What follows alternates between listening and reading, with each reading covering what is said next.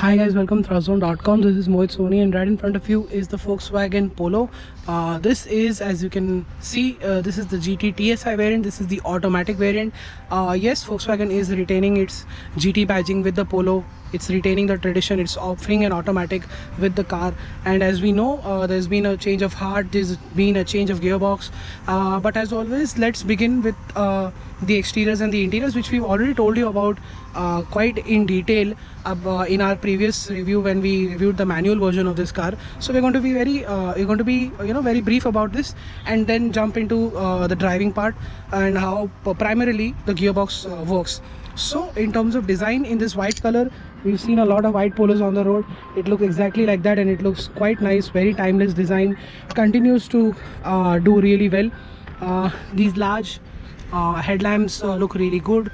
The GT gets this bumper design here, which was changed in late 2019, and you get alloy wheels which are finished in gunmetal here, and the overall side profile looks very European and still very modern. At the same time, it doesn't look this design has been here for almost 11 years now, but with tweaks and changes and with a timeless design, it's being aging rather gracefully. Coming to the back, what we can see here is nothing new with the GT badging here, along with the new BS6 badging though, and the TSI badging continues to be the same. You get the GT TSI badging together here on the D pillar and on both sides as well. Overall, a very good looking sporty hatchback. It continues to lure enthusiasts to the Volkswagen showrooms, and yeah, with its low and sporty stance, it depicts what it wants to offer to its prospective buyers. Now let's get inside, and as you can see, this is the all black interior. We've got these Volkswagen Golf inspired seats which look really great. There's a hint of grey along with the major color being black. Height adjustable seats, and yeah, a solid thumb to the door, showing off its extremely build quality, something which is nowadays picking up traction. Safety over everything else. And speaking of safety, let me just immediately state the fact that it gets dual airbags as standard, and this has an NCAP rating of 4 stars. So I think that's really impressive. These are the dials. This is the steering wheel. Very nice piano black finish with aluminum inserts, along with this brushed aluminum ring that is running around the steering wheel. You've got a lot of features here which you can control via this button, and you can go into the one mode and you can speed the average, the current speed, average speed, temperature for the outside, temperature for the engine, and clock. This is the average time clock. That's the infotainment system. Works really well. Sound quality is good, not great, and it works really well. It's got Apple CarPlay, Android Auto, and mirror link connectivity as always. You've got an aux port here, USB here. You've got automatic climate control, along with a cooled and illuminated glove box which is quite big in size, and yeah, you've got AC vents which are as seen before. You've got an IRVM which is automatic and which is great. This is the cabin light, and no mirror here, but there is a mirror here for your partner, and central locking electric folding mirrors.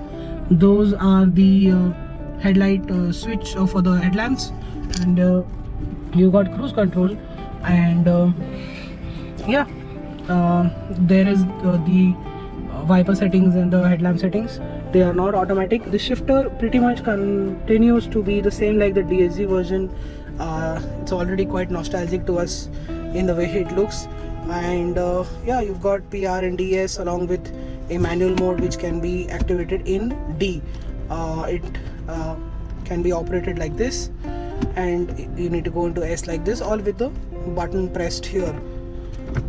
Going back into P, you've got a manual gearbox, a manual handbrake, along with some space to keep stuff here, here and here, and you've got very large door pockets to keep a very big size bottle.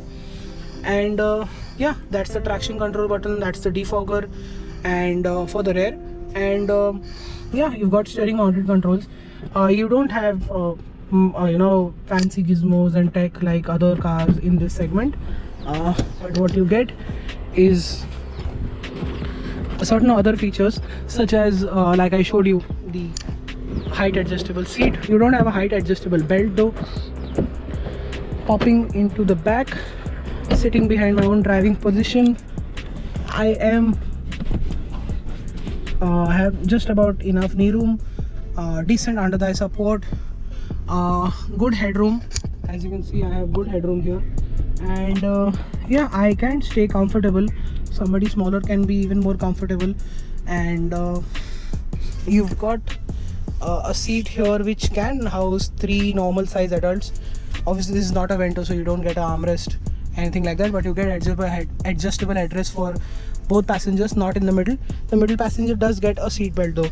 And you've got hooks here with grab handles, pretty impressive.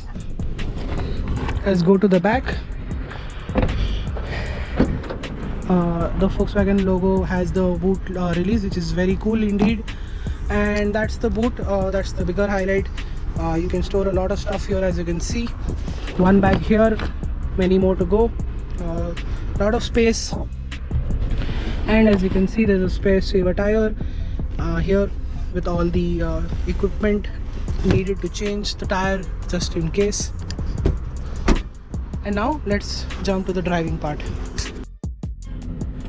So the moment you start driving this car and you put it in D mode, you'll realize that every automatic has a creep mode, and so does this car. But this particular car here shoots ahead and then slows down. I think that will catch you by surprise, and then something Volkswagen needs to address.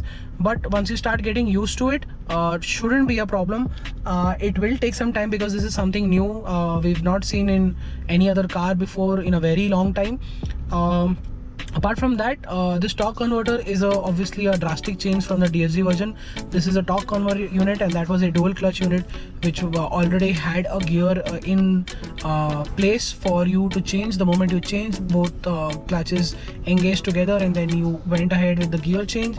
Here it's a torque converter unit, so it's happening as you do it, the gear changes, that is. And the low end performance is much more better than the DSG version. Now it feels regular to other cars compared. Let's say I remember my stint with the Honda Brio, it pretty much feels the same, and that car is now gone. But nevertheless, it just reminds me of an hatchback with a petrol engine this small with a torque converter gearbox. Torque converter gearboxes are also quite expensive. That's the reason why we see Japanese car manufacturers offering CVT. But here the torque converter offers good low end drivability, and with the engine here that makes 110 PS of power and 175 Newton meters of torque, we know for a fact that when you saw my manual variant review, that it's got a very explosive mid-range and a very good top end too. This car can go above 140, 160 on a de-restricted section of the expressway, and it can cruise all day long at those speeds. And somehow it feels a little different than the manual version. The manual version was very alive, very communicative. This one does things so smoothly and so seamlessly that it just doesn't feel very enthusiastic. The DSG did feel very enthusiastic despite being an automatic. This one just makes sure that you are comfortable, you are at ease while it does the job, and it does that a little in a more monotonous manner than the DSG. But still you get a lot of performance offer, and 0 to 100 is dealt quite quickly. It's under 10 seconds is what Volkswagen claims, and I think that's pretty good performance for a car of this size and price. Along with, like I said, the gearbox is responsive. It makes your life easier. If you commute on a daily basis, you'll find this gearbox very amazing, and when you're out on the highway on a weekend drive, you'll still appreciate it, but you'll miss the enthusiastic nature of the DSG version. But nevertheless, what you also see retaining in this car with the automatic version is the fuel economy. It's a 6-speed unit, so you will get 11 to 12 kilometers per liter rather easily in the city, and you can expect 16, 15 on the highway as well if you drive it in the same manner, which is under 120 kilometers an hour. And I think that's very impressive. You're getting fuel economy. When it comes to driving dynamics, we all know Polo is a really fun to drive car. It almost feels like a video game. It's that light and precise on its feet, and the steering feedback is good. It weighs up decently well on the highway, and yeah, it's light enough for city duties and at parking speeds, though it could be a bit more lighter at lower speeds and at parking speeds. And it's got fantastic brakes as well. The pedal bite is impressive, and so is the performance. I think disc brakes at the back could also made a lot more sense. But the ride quality is good, the stability is good, the braking overall at any given speed, the moment you want to slow down, this car will inspire confidence while doing so. So there's not any problem. You got ABS, EBD, traction control, brake assist to make sure that all of these things work together to make sure that you have a very confidence inspiring braking, as well as while driving this car on a twisty road, while you are in an emergency situation. This car feels very solid, very confident. There are very few hatchbacks that have come in the market that offer this level of confidence while driving, and the Polo has been consistent while doing so over the last decade. Coming to the end, then, of course, Volkswagen Polo, be it any variant that has come, it has lacked a certain amount of features, and it's been a little old school. It doesn't have the kind of rear seat experience that everybody expects from a premium hatchback. But then again, Volkswagen Polo, as we all know, and if you follow our website, there has been discounts all the time, so you end up getting good value for money the moment you go and buy these cars. In fact, these Polo TSIs right now with the 1-liter TSI motor are already on discounts as we speak, so you get good value for your money. But what you will certainly enjoy are the passive features which you can't write it down in a spec sheet, and that is the fun to drive character, the dynamics, the engine, its drivability, its performance, its fuel efficiency, and the way this car feels safe and is safe, and it's crash tested, and we all know those figures. So those are the passive features that you can't write down on a spec sheet, but those are considered as features as well. You don't get that in every car in this segment. I think that's the reason why Polo continues to do rather well for a car manufacturer which is aiming to have a 5% market share in the next couple of years. And with more updates coming in, and with these engine gearbox options, the Polo does make a lot of sense for the enthusiast, and it's highly recommended that you do get a test ride and do consider this car. I think that is it. Thank you so much for watching our video. Make sure you like, share and subscribe. Still have something to say, comment in the comment section below. Hit the notification bell, follow us on Instagram, Twitter and Facebook.